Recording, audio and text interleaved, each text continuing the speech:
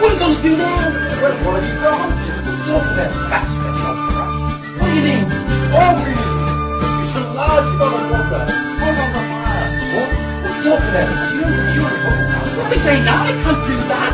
They're going to find out where it goes and then they'll take us out and they'll execute us. Don't worry, just wait until the Lord of order. Here, put that in the pot. Now, stir it round. It's gone! It's gone! I was doing the stir and then it just disappeared and it's gone! Don't worry, just keep it steady.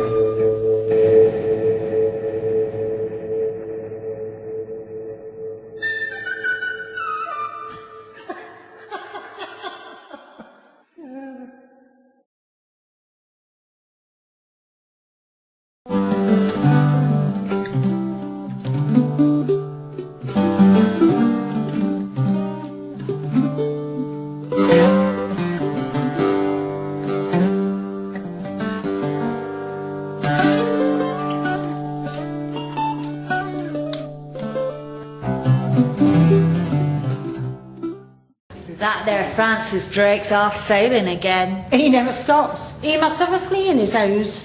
I remember when the little tyke couldn't keep a skiff on course. Now he's built the first quay in the harbour to park his Golden Hind. They say he plundered the Isthmus of Panama. But I suppose if you're at sea a long time, you have to.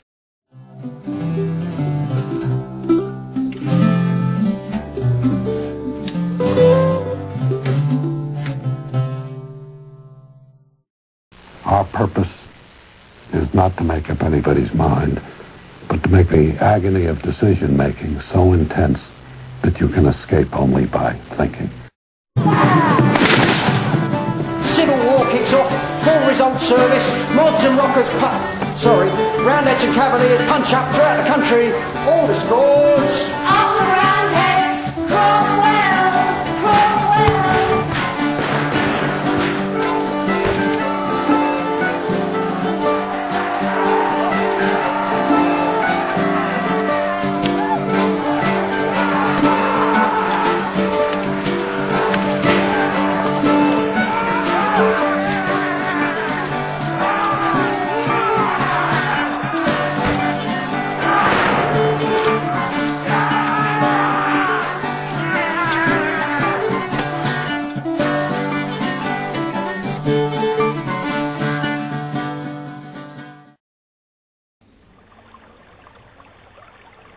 What the?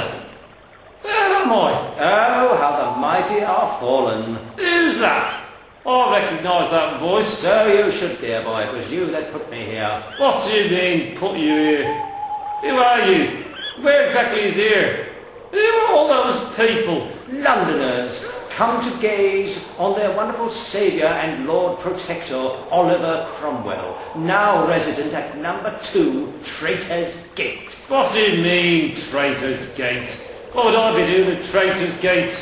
And your voice? I've a vague memory of it, but I can't make head nor tail of it at the moment. I'd forget tail, dear boy. Head is all you'll ever make now. Let me see if I can refresh your memory. Does the 30th of January, 1649 ring any bell? It certainly does, and there were a lot of bells rung on that day. It was the day we executed that arrogant fop Charles and stuck his head on the spike at Traitor's Gate. Oh no. This cannot be happening. I don't believe it. Arrogant fop, am I? And what about you, you jumped-up country bumpkin? Don't speak to me, I'm not talking to you. I'll tell you about arrogance. Commonwealth. Parliamentary sovereignty. As if politicians could run a country by themselves. Put merchants and bankers in charge and eventually you'll have a worldwide economic crisis. Oh, like the economy was safe with you. Raising taxes for your military campaigns. Imprisoning anyone who dissented or simply just couldn't pay. Thinking of new ways to extort money from people like poundage and tonnage and ship money. I'm sure we're all far better off paying through the nose for you to live your extravagant lifestyle and invade other people's countries for teaching that your political system was better than theirs. The House of Commons would never behave like that. How dare you? Hello, I say, do you think I could be moved to a different spike? I seem to be in the company of a dishonest, disreputable, unscrupulous common rogue. Don't shut up, you pretentious elitist old queen. King. Queen! Peasant. Aristocrat! I can't believe they've done this to me. What were they thinking? What were you thinking? Oh, shut up. There's no comparison between what the people did to you and what your lot have done to me. You were a tyrant. It wasn't my lot. What do you mean it wasn't your lot? Who else would stoop so low? It wasn't my lot. Who else would be so despicable as to desecrate a man's grave? It wasn't my lot. In order to It was your lot. What? I don't believe it. It's true.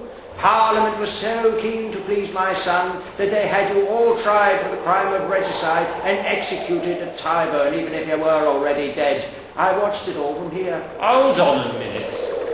What do you mean Parliament was so keen to please your son? You don't know about that? Oh, my day just gets better and better. The monarchy's been restored, old boy. My son rules as Charles II, backdated to my death, of course, and your republic is no more. How could this have happened?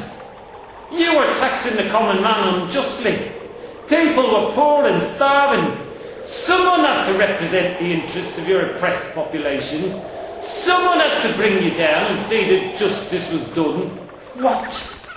Did we go through the same civil war? Or have you just popped in from some alternative reality where the world is a different place? A world where the title Lord Protector does not end up meaning Lord Dictator, treasonably opposed to hereditary monarchy, but let's pass the title on to my son anyway, because that's not the same thing at all. Well, it's not the same thing and you know it. I can't say that I noticed the common herd suddenly better fed or acquiring the right to political representation under your martial dictatorship. Your unnatural and naive rhetoric about reform was simply a device to recruit the common rabble as cannon fodder for your new model army. You wanted my job, simple as that. I made Parliament a bastion of morality and decency and a shield against tyranny. I will concede the possibility of the latter, given that they have had the propriety to see that you received your just deserts, albeit belatedly. But I think that you have confused morality with dull tedium. Dull tedium? You decadent ponce! Common rabble-rouser. Tyrant! Fanatic. Popinjay! Git.